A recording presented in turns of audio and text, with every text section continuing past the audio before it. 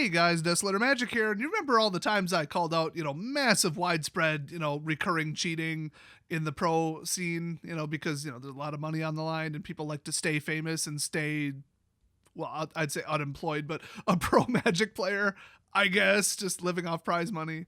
And let's be honest, sponsorships. So yeah, it's pretty bad, and the judges don't seem to crack down on it too much. I mean, if they see it, they're gonna call it, but if they really wanted to legitimize these like super hardcore, we're talking like Olympic level of anti-cheat, they could do it, but I get the impression that Wizards doesn't want to constantly say, oh, here's another cheater, here's another cheater, here's another story on Kotaku about another cheater, because then they think people will see, oh, well, Magic's full of cheaters. I completely disagree.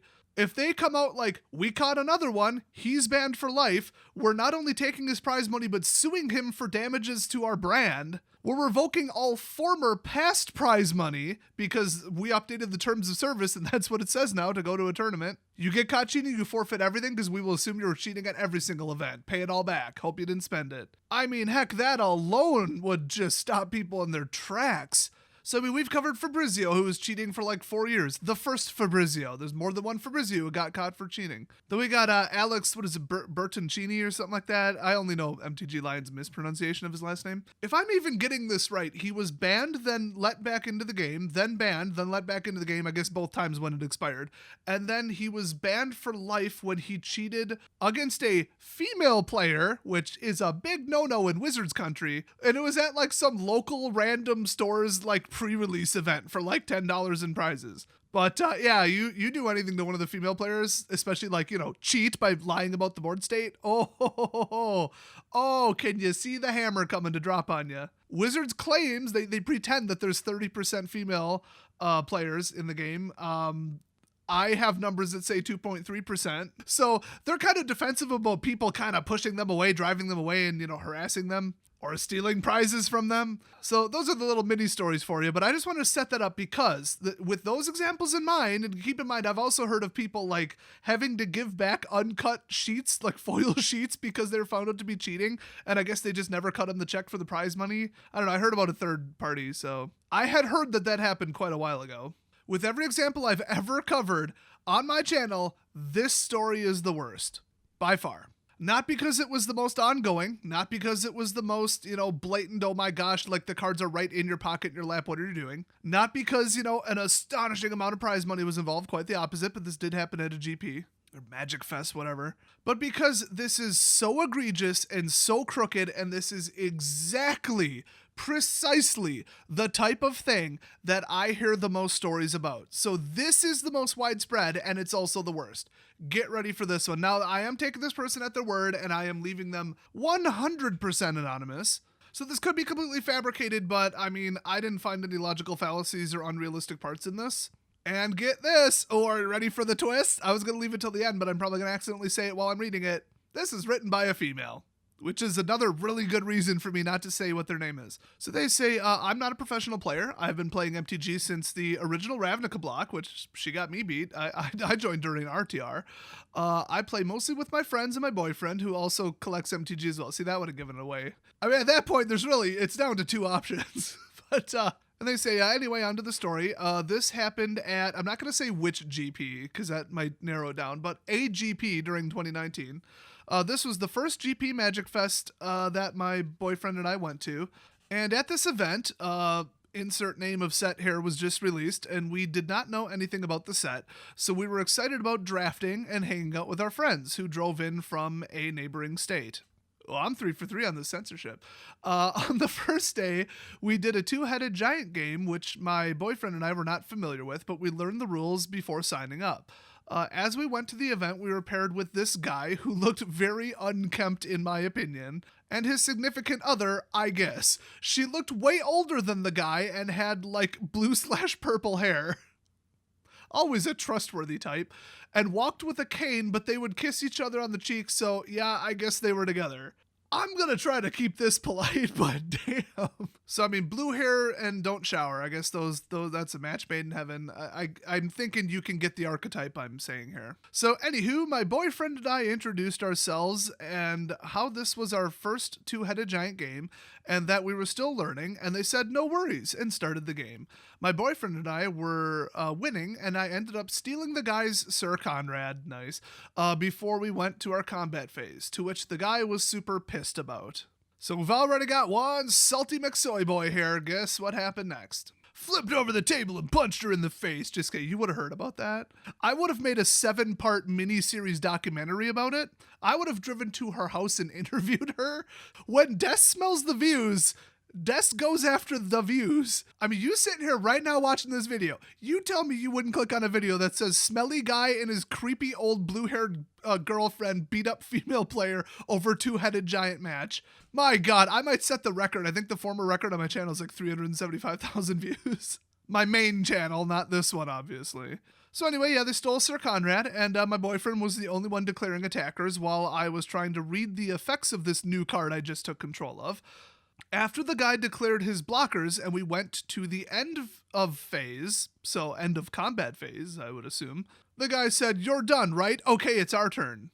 Just total steamroll. You know, don't even wait for the response is what I'm getting from this. And they both proceeded to draw. However, I said, "No, wait, Sir Conrad's effect triggered since creatures died during combat."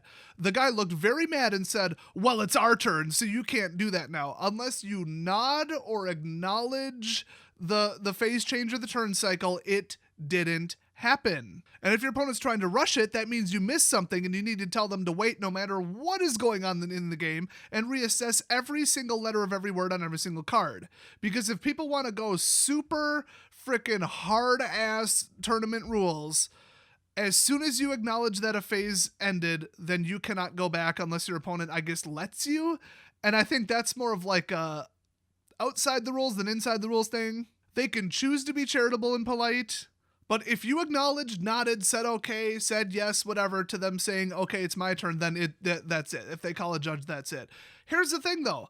I think that that's only true at the REL or rules enforcement level of, like, at least the main event at a GP, if not day 2. If not, like, top 16. I mean, that's, like, hard-ass rules. I'm not 100% sure. I mean, I've had people be a dick about this at F&M and say, no, you said we went to the next phase. And I'm a clean player. I consider myself a professional. I'll just take the penalty. I'll just, whatever I missed, you know? Like, I don't need somebody's charity. I don't need training wheels. If I made a mistake, then I deserve the consequences. But that's just my opinion. I think F&M's usually a little more casual and friendly than that. So I'd have to actually go read the rules, which, as you probably assumed, means I'm not going to do that. But I just thought I'd, you know, throw that out there. That at a funny, semi-casual GP side event for minimal prizes, if any, that if you're going to be this much of a hard ass, the judges might say something about it, or it might not even be within the rules. Here's a fun tip for you. No matter what the hell you said, when the judge gets there, say, "I never acknowledged the turn change in any way." And then it's your word against theirs, and they're going to side with probably the person who wants to correct the game state, I guess. And missing something and catching it before the turn ends, there's also rules about that. It gets really complicated. So, oh no, this person tried to steamroll the turn and were being rude and tried to get a slight advantage, right? How terrible. That's the whole story. Oh, I haven't even started the story. Oh, this is the setup to the story. Wait till you hear the Shyamalan twist that is still at the end. So she says, "I'm an okay player, so I will accept I make mistakes, but we just said before the game that we were new to the set and playing two-headed giant." So I don't know if she's trying to make excuses for like, oh, we actually did acknowledge the turn change, or wow, this person's being a jerk trying to rush the game. Didn't we already tell him we're new? What a dick move. I don't know how to read that. Like I said, I can't make a final determination on what really happened and what went on, what phases were acknowledged without seeing video evidence. And there is none. So as she continues, I'm used to playing casually, so I was taken back by how rude the guy was. Then my boyfriend suggested getting a judge to decide on what to do. When my boyfriend was about to yell for a judge, the other guy yelled for someone by name. And he came over and said he was a judge. The guy explained what happened, but in a way that looked like we were making mistakes throughout the entire game, to which we were not. Even my boyfriend said the guy was not telling the story right and explained why. The judge then looked at the guy and said by his name, "Yo, are you losing?" The guy said, "Yeah, we are." So the judge then sided with them and walked away, not even trying to explain to us why he made his call. Both of them need to get fired. And the reason I say both of them is because their opponent was a judge. They were both volunteer judges judging the event together. Okay, obviously not the two-headed giant event, but I guess he was judging other stuff. I don't know. He was a judge at that event. He shouldn't be allowed to play in anything, but you know that if they told the judges that, they'd just all quit. Judges play side events, this ain't news, but this is ridiculous. Oh, let me call over the one judge I know that I'm friends with by name, and he's just gonna side with us. Cool, great. Now, I wish this ended in them getting absolutely stomped, which is what happened the last time a judge tried to cheat against me, and I said, you know what, fine, we'll go by your incorrect interpretation of red damage happening to a blue permanent with protection from red, from a red source, you idiot. Next time I overflowed with tokens, boosted the one that got through and killed him. It was the first round, and he was so mad he got up and left, which is even funnier because then there was nobody left to judge the event. This was F&M, by the way. So everybody just came to me with their judge disputes and questions because they knew that I was training to be a judge at the time. So of course I knew every game rule there was, apparently better than the judges themselves. But yeah, this guy's a level 1 judge. He eventually ended up getting hired at the store, even though he has the personality of a potato. No, wait, he has the personality of a cactus. And that was the LGS from hell that you've probably heard about in my 15-part series about them. Ooh, a little bonus LGS from hell story there, although I did tell this story in one of my videos. So the end of the story is after that I was rattled and we ended up losing since he did this mill combo that made both of us deck out before we beat him. Guarantee if it was Demir Mill, it was that they force you to draw half your library and then you take 1 damage per card. Yeah, Peer into the Abyss needs to be banned immediately. That card is a disgrace to the game. I am so sick of losing to that damn card. Plus all the control mill bounce garbage that they play in the meantime. Oh my god, that deck needs to just not be a thing anymore. So naturally, the most dickish deck in the format is what this guy was playing. Obviously copied it from online as well. So are you getting the archetype yet of the type of person this is? Net decking, cheating, lying, immoral, douche judge. I mean, when have you ever heard about that? It's far too many of them. I would describe far too many of them like that. They had the dude down to 4 or 5 life and they were still at 12, so it looked like they were going to win, but then he pulls that bullshit combo, which he probably pulled out of his pocket or sleeve, obviously.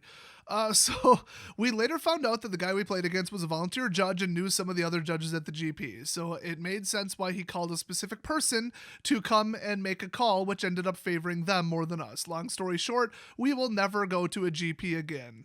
That's why I have told you guys, you think I'm just dumping on Wizards or trying to cost them money or whatever, when I tell you over and over and over, do not go anywhere involving pro level Magic. Don't participate, don't watch it, don't follow the pros. They're terrible people. The judges are a huge portion of them terrible people.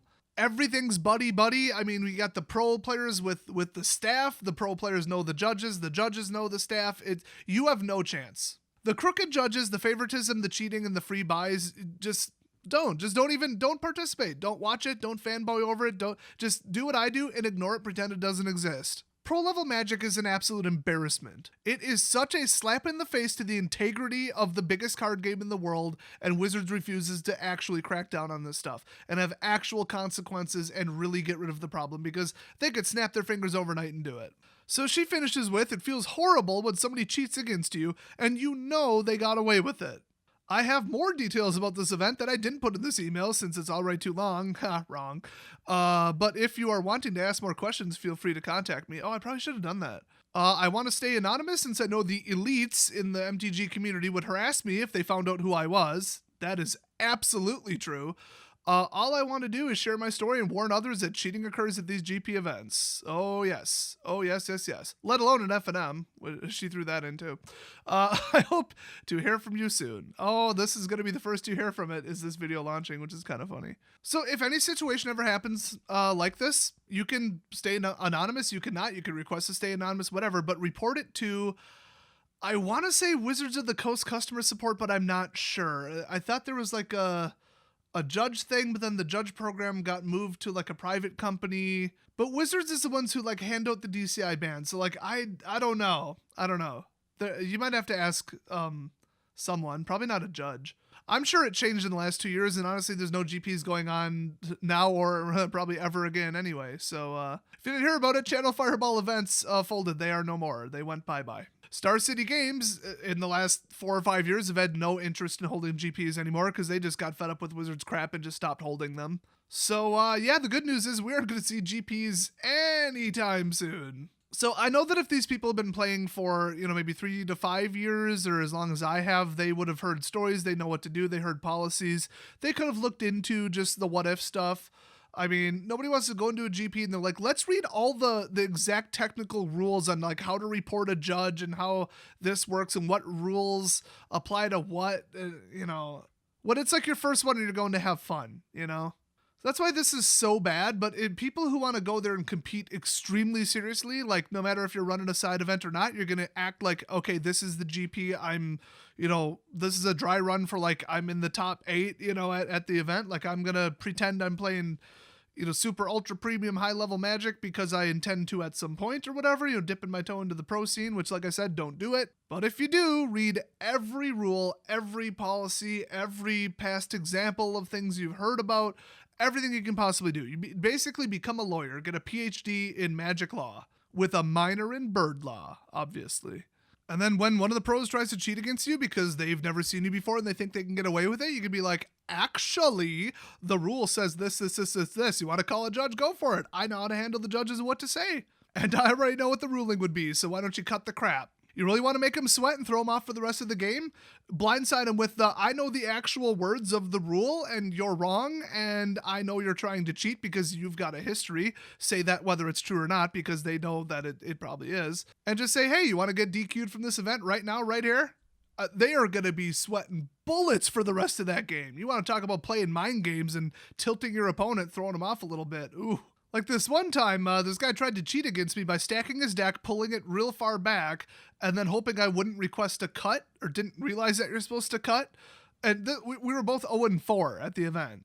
It was the first F&M I ever went to, and, hypothetically, theoretically, if I were to have threatened to stab his hand to the table with my knife if he didn't let me cut the cards that he just stacked on top of his library and hoped I didn't notice, theoretically, if that's what would have happened, then he would have seemed very thrown off and kind of stressed for the rest of the match. Especially since he saw me earlier opening a fat pack with that knife, theoretically. I mean, in theory, it would have been my 7.5-inch red and black stiletto from Milano. In theory, that's what I would have had on me. So anyway, yeah, this story sucks. So I mean, yeah, I've heard this story and similar ones, 50 times over, 100 times over. I've heard tons of stories, comment section, tweets. And people either have the reaction of, I'm going back next time, I'm not going to take anybody's crap. Anybody tries this, I am going to get all up in their face over it and just tell them I'm not tolerating 1 ounce of this. And I'm going to have every rule memorized. I'm going to know which judges know each other, everything. Like I'm going in armed because this is never happening again. Or the majority of people, I'd say 80% just say, I'm never going to a GP again. That was a waste of my time and money and it ruined the entire weekend. I mean, if you're still going to weather all this nonsense and you still don't consider GPs, if they ever resume, to be a waste of your time, have your phone in your pocket recording, depending upon what state you're in and if it's against the law to do that. And then when they say, I never said that, I never misrepresented the board state, I never misrepresented the rule, I never lied to the judge, let them say that during the investigation when a judge comes over to interview you, and then take out your phone and play back what really happened. Now they get interfering with an investigation. That's a lifetime ban in all likelihood. The judge will likely take it very personally that they're being lied to their face, and they will absolutely try to drive through a lifetime suspension. And the more of these we get, the better. So if that ever happens, make sure you notify me of that story too. If you've got a story kind of like this, I'd prefer it to be true, and I'm probably going to catch you if it's not. But send it over to my email that's on my About tab on my main channel, not this one, I think. But in the meantime, wish I had, better story, but I don't. So, thanks for watching, and I'll see you guys next video.